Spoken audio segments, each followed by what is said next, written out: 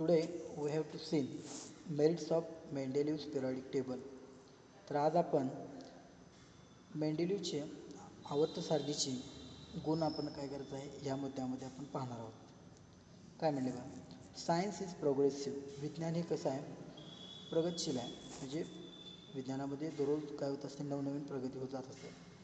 There is freedom in the science to revise the old inference by using more advance means and method of doing experiment. आणि पुढं असं म्हटले बा, विज्ञानाला पूर्णपणे स्वातंत्र्य आहे की जुनं जो ओल्ड इन्फरन्स आहे, ते जुने जे काही सिद्धांत असतील, काही माहिती असेल, हे पुन्हा काय होतं रिवाईज करता येते. म्हणजे त्याची पुन्हा नवीन नवीन मांडणी करता येते bye using more advance means. आणि आधुनिक ज्या काही तंत्रज्ञान सहाय्यानं आपल्याला काय होते, जुनी माहिती नव्यानं व्यवस्थित मांडता येते.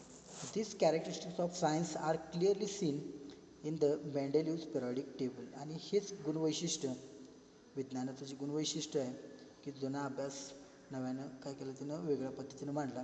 तर ह्याचं आपल्याला काय होत असते, मेंडेलच्या आधुनिक सारणीमध्ये त्याचं काय होत असते अभ्यास आपल्याला पाहता येते. बघा, while applying the law that property of elements are periodic functions of their atomic masses.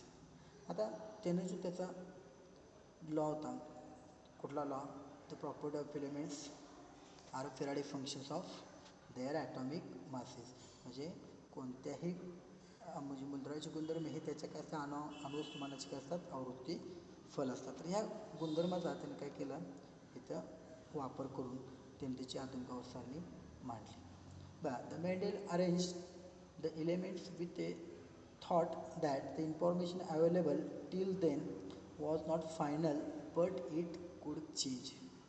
त्याने काय सांगितलं, जी त्याच्याकडं आत्तापुरतीची इन्फॉर्मेशन होती, अवेलेबल इन्फॉर्मेशन जी माहिती होती त्यावेळेस त्याला ज्ञात, त्या माहितीचंच तो काय करत होता, विश्लेषण करत होता. आणि त्याच्या पुढच्यासुद्धा गोष्टी तो काय करत होता, कशा पद्धतीने मांडायचे हे सुद्धा सांगत होता.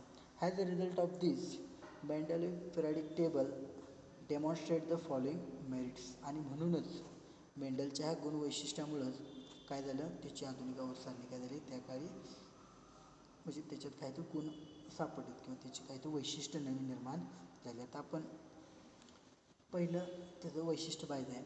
The atomic mass of some elements were revised so has to give them proper placed in the periodic table in accordance with their properties. आता पहिलं जे ही म्हणले काय म्हणते, the atomic masses of some elements were revise. त्यानं काही मूलद्रव्यांचे वस्तुमान काय केलं, रिवाईज केलं. म्हणजे त्याच्यात काय केलं, पुन्हा बदल केला आणि त्यांना काय केलं, प्रॉपर प्लेस आधुनिक सारणीत किंवा आवर्त सारणीमध्ये त्याच्या पिरियडिक टेबलमध्ये त्यानं स्थान दिलं. उदाहरणार्थ, for example, the previous determine atomic mass of beryllium was 14.09 was changed to correct value 9.4. बघा, बेरिलियमचं किती होतं, 14.9 त्याच्या अगोदरच्या अभ्यासात होतं. मात्र त्यानं अभ्यास केल्यानंतर बेरिलियमचं ॲटॉमिक मास 9.4, ते 14.9वरून काय केलं 9.4 असं त्याच्यात सुधारणा केली. म्हणजे 9.4 हीच काय केली, त्यानं सुधारणा केली.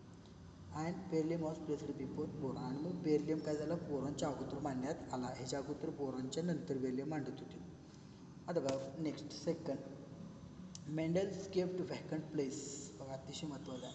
Mendel kept vacant place in the periodic table for the element not discovered till then. आता काय म्हटलं बघा पुढचे दुसऱ्या काय म्हणले, Mendel was kept vacant place. मेंडलनं काय केलेला, काही रिकामी जागा सोडल्या होत्या. कशासाठी सोडल्या होत्यात, तर त्याला काही गोष्टी काय होत असतात, त्या काही त्यांचे अणुवस्तुमान ॲटॉमिक मास असेल ती माहीत होतं. आणि त्यानुसार त्यानं काय केलेलं, इथं कोणतं तरी मूलद्रव्य येऊ शकतो किंवा तो नव्यानं शोधून तिथंच ते ठेवता येईल, अशा पद्धतीने त्यानं काय केलेलं, थोडक्यात अभ्यास केला होता. म्हणजेच मेंडल केप्ट व्हॅकंट प्लेस, त्यानं रिक्त जागा सोडल्या त्यात पिरियडिक टेबलमध्ये, त्याच्या आवर्तसारणीमध्ये त्यानं रिकामी जागा सोडल्या. For the element was not discovered till, म्हणजे त्याचा अभ्यास चालू होता तोपर्यंत ते काही शोध लागले नव्हते, अशा मूलद्रव्यांसाठी त्यानं काय केली, जागा सोडलेली. बघा, 3 of this unknown elements were given the name eka boron, eka aluminium and eka silicon. आणि मग ती जी मूलद्रव्य होती 3, तर त्यांना नावंसुद्धा त्यांनी देऊन ठेवलेली, इका बोरॉन, इका ॲल्युमिनियम आणि eka silicon from the known neighbouring and their atomic masses were indicated as.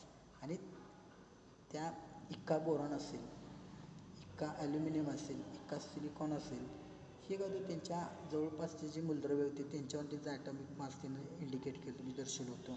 आता तुम्हाला आधुनिक म्हणजे त्याच्या पिरियडिक टेबलमध्ये पहिलं तर तुम्हाला 44, 68 आणि 72 अशी 3 संख्या लिहिलेले ॲटॉमिक मास लिहिलेलं तुम्हाला आढळते. मागच्या तासाला आपण बघितलेलं आहे. ते आपण काय करू शकतो, मागच्या पेजवरती बघू शकतो. ते तक्ता इथं मोठा त्यात मेंडल पिरियडिक टेबलमध्ये. ठीक आहे बा, म्हणजे 44, 68 आणि 72 ह्यांना नावं काय दिलेलं त्यानं. 44 त्याचा ॲटॉमिक मास आहे, त्याला इक्का बोरॉन म्हणलेला. 68 आहे त्याला इक्का ॲल्युमिनियम आणि 72 आहे त्याला काय म्हणलेलं, इक्का सिलिकॉन. बरं, आता पुढं जातो.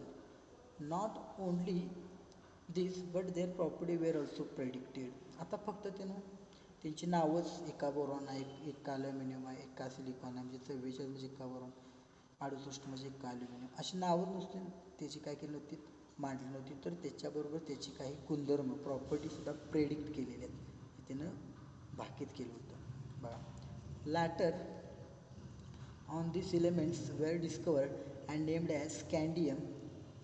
बरं, इक्का बोरॉनला काय म्हणलं, स्कँडियम. त्यानंतर गॅलियम जी, गॅलियम आणि जर्मेनियम जी, अशा पद्धतीनं त्यांची नावंसुद्धा ही झालीत पुन्हा. म्हणजे इक्का बोरॉनला काय म्हणायचं, स्कँडियम, एस सीन दाखवायचं. आणि इका ॲल्युमिनियमला गॅलियम जी अँड इका सिलिकॉन, इका सिलिकॉनला जर्मेनियम जी, अशी त्यांनी नावं त्यावेळी दिली. The property of this element matched with those predicted by Mendel's see table 2.4. आता खाली जो तक्ता दिला आहे 2.4, तर ह्याच्यामध्ये त्यानं जे बांधलेलं भाकीत होतं ते किती तंतोतंत काय होत असतं पुढच्या अभ्यासामध्ये सापडलं. म्हणजे मेंडेल नंतर जे कोणी अभ्यास केला आधुनिक अवस्थांसाठी किंवा मॉडर्न पिरियडिक टेबलमध्ये, तर त्यांची माहिती आणि त्यांनी जी मांडली ती प्रेडिक्टेड माहिती, ह्यांच्यामध्ये किती साधमारी होती किंवा ते कुठं तर जवळपास त्या माहितीच्या होती, हे तुमच्या लक्षात येईल. म्हणजे त्याचं जे भाकीत होतं ते काय होतं, किती योग्य होते हे त्या तक्त्यावरून तुमच्या लक्षात येतं. Due to this success all were convinced about the importance of Mendeleev's periodic table. आणि ह्या मेंडलच्या पिरियडिक टेबलची जी सक्सेस होता ह्याची तंतोतंत तुम्हाला माहिती या तक्त्यामध्ये आपण पाहिजे. And this method of classification of elements were accepted immediately. आणि मग त्याची जी माहिती पूरक होती ती परतच्या अभ्यासामध्ये लक्षात आल्यानंतर त्यांनी काय केलं, याचा अभ्यासासाठी किंवा ही जी माहिती आहे याचा वापर वर्गीकरणामध्ये केला. आता बघा, प्रॉपर्टीज इका ॲल्युमिनियम आणि गॅलियम ह्याच्या बाबतीत बघा, ॲटॉमिक मास त्याचं 68 मांडलेलं. ज्यावेळेस ॲल्युमिनियमला, इका ॲल्युमिनियमला नाव गॅलियम दिलं, त्याचं जे मास होतं अणुवस्तुमान ते 69.7 होतं. त्याची घनता 5.9 सांगितलेली, घनता किती सांगितलेली, 5.9 आणि 5.9. मात्र ज्यावेळेस अभ्यास केला त्यावेळेस किती आली, 5.94. म्हणजे काही फ्रॅक्शन म्हणजे 0.4मध्ये त्याचं काय झालं, डेन्सिटी फक्त चेंज झाली. म्हणजे 5.9 काय होती डेन्सिटी, घनता ह्यानं मांडलेली मेंडेलिव्हनं. आणि आधुनिक अवस्थांनीसुद्धा 5.9च आहे. मेल्टिंग पॉईंट त्याचा लो होता, ह्याचा 30.2 आला आहे, म्हणजे 30.2. फॉर्म्युला ऑफ क्लोराईड, त्याचं क्लोराईडचे फॉर्म्युला होते ECl3.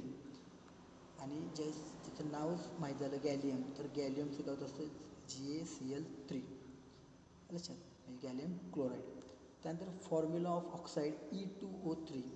आता Ga2O3 असा त्याचा बदल केला, म्हणजे replace by gallium. Nature of oxide हे ॲम्पोथेरिक ऑक्साईड होतं आणि ते काय तसं ॲम्पोथेरिक ऑक्साईडच राहील. याच्यावर तुमच्या लक्षात येईल की मेंडेलिव्हच्या अवस्थानातला पहिला गुण काय होता, तर ॲटॉमिक मास त्यानं काय केलं, रिवाईज केलेलं. ॲटॉमिक मास काय केलेलं, रिवाईज केलेलं. दुसरा गुण काय होता, तर त्यानं व्हॅकंट प्लेस ठेवलेलं आणि त्यांच्याविषयी प्रेडिक्शन केलेलं. आणि त्यांची नावंसुद्धा त्यांनी ठरलेली, इका बोरॉन, इका ॲल्युमिनियम, इका सिलिकॉन. कुणाची ज्याचा ॲटॉमिक मास 44, 68 आणि 72 आहे त्यांची. आणि मग ज्यावेळेस संशोधन केलं त्यानंतर त्यांची नावं स्कँडियम, इका बोरॉनला स्कँडियम, गॅलियमला 60 म्हणजे गॅलियमचं 68 ॲटॉमिक मास होतं. त्यानंतर इका सिलिकॉनला ते नाव जर्मेनियम दिलं. अशा पद्धतीनं ही पहिली 2 गुणवैशिष्ट्य आहेत. आपण आता पुढच्या तासाला तिसरं आणि चौथं त्याचं काय करायचं गुणवैशिष्ट्य पाहिजे. आजच्या पुरतं हे धन्यवाद.